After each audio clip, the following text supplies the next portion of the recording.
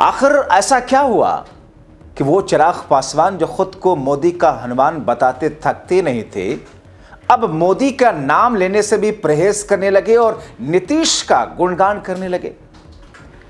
क्या आने वाले दिनों की किसी आहट के चलते नीतीश कुमार ने किसी नई प्लानिंग को अपनी उस सियासी बिसात पर बिछाया है जिसमें उन्होंने अपना साझेदार अब चिराग पासवान को बना लिया?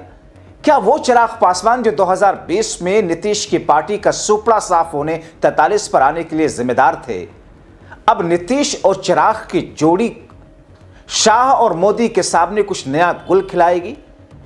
क्या आने वाला अगला साल यानी कि 2025 खत्म हो रहा है, 26 बीतने के बाद खरमास के बाद में 2027 के जनवरी में किसी नए प्लानिंग की आहट को लेकर नई बिसात है?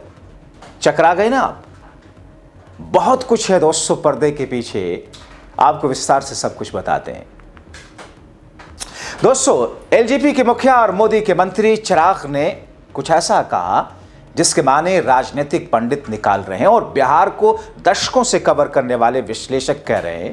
खुद को मोदी का हनुमान का रट्टा मारने वाले चिराग ने अपनी पार्टी के स्थापना दिवस पर वो कह दिया जिससे नीतीश गदगद हैं मगर मोदी शाह चिंतित हैं।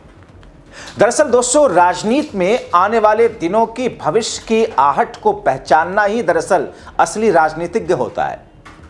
और इसके बारे में कहा जाता है, एक वक्त था जब स्वर्गीय प्रणब मुखर्जी जो देश के राष्ट्रपति भी रहे, कांग्रेस के चाणक्य कहे जाने वाले थे, संकट मोचक कहे जाते थे प्रणब दा, और उसके बाद में शरद पवार या फिर उस लाइन में उस फहरिस्त में नीतीश का भी नाम आता है। तो अगर नीतीश आने वाले दिनों की राजनीतिक भविष्य की आहट को समझ रहे हैं, देख रहे हैं, तो फिर मोदी शाह तो हाथ पर हाथ धरे बैठे नहीं होंगे।